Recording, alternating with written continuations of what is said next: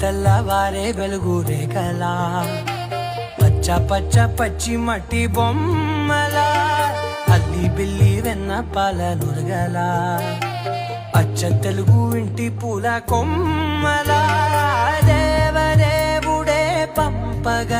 ఇలా దేవతే మా ఇంట అడుగే పెట్టెనంట బ్రహ్మ కళ్ళలో కాంతులే మా అమ్మలా మా కోసం మళ్ళీ లాలి పాడేనంట.